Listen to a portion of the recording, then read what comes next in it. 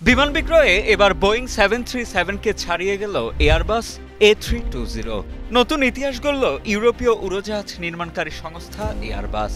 প্রতিষ্ঠানটির জনপ্রিয় A320 মডেলের বিমান বিক্রয়ের সংখ্যায় প্রতিদ্বন্দ্বী বোয়িংয়ের বিখ্যাত 737 মডেলকে ছাড়িয়ে গেছে। এর মধ্য দিয়ে A320 এখনো পর্যন্ত তৈরি হওয়া বিশ্বের সবচেয়ে বেশি সরবরাহকৃত যাত্রীবাহী জেটলাইনার হিসেবে বাজারে নিজেদের স্থান করে নিয়েছে।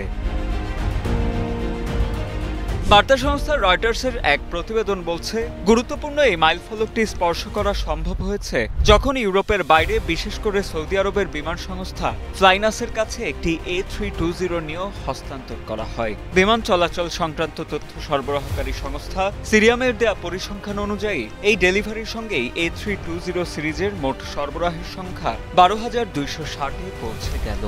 এই সিরিজটি মূলত 1988 সালে বাণিজ্যিক পরিষেবা শুরু করেছিল। এ নিয়ে মন্তব্যের জন্য যোগাযোগ করা হলে এয়ারবাস কর্তৃপক্ষের কোনো তাৎক্ষণিক প্রতিক্রিয়া জানতে পারেনি রয়টার্স। তবে তথ্যটি নিশ্চিত করেছেন বিমান সরবরাহ বিশ্লেষক রব মরিস।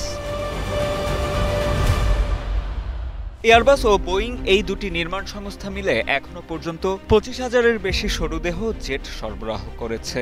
এই বিমানগুলো মূলত বড় বড় আন্তর্জাতিক বিমানবন্দরে যাত্রী পরিবহনের জন্য তৈরি হয়েছিল, কিন্তু পরে স্বল্প খরচের বিমান সংস্থাগুলোর কাছেও ব্যাপক জনপ্রিয়তা পায়।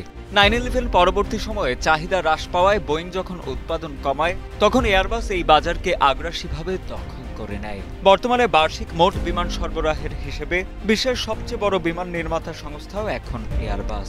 সংস্থাটির A320 সিরিজের নতুন রেকর্ড মূলত গত 4 দশকের ট্রান্স আটলান্টিক প্রতিদ্বন্দ্বিতার এক ঐতিহাসিক অধ্যায়। A320 এবং 737 এই দুটি মডেল হল বিমান পরিবহন শিল্পের মূল চালিকা শক্তি। সাম্প্রতিক বছরগুলোতে এই বিমানগুলোর চাহিদা তীব্রভাবে বেড়েছে। এর প্রধান কারণ হল এশিয়া সহ বিশ্বের বিভিন্ন অঞ্চলে অর্থনৈতিক প্রবৃদ্ধি দ্রুত হচ্ছে, যার ফলে লক্ষ লক্ষ নতুন মধ্যবিত্ত যাত্রী আকাশপথে ভ্রমণ শুরু করেছে, আর এতেই বেড়েছে বিমান বিক্রি। বিশেষজ্ঞদের ধারণা, এয়ারবাস ও বোয়িং উভয় সংস্থাই পরবর্তী দশকে বাজারে নতুন মডেল আনতে পারে। তবে চেক রিপাবলিকের রাজধানী প্রাগে অনুষ্ঠিত ISTAT বিমান সম্মেলনে উভয় সংস্থাই জানায়, আপাতত তারা তাদের নতুন মডেলগুলোতে কোনো নতুনত্ব আনবে না এবং ইঞ্জিন প্রযুক্তিতে উল্লেখযোগ্য অগ্রগতি না হওয়া পর্যন্ত অপেক্ষা করবে কর্তৃপক্ষ।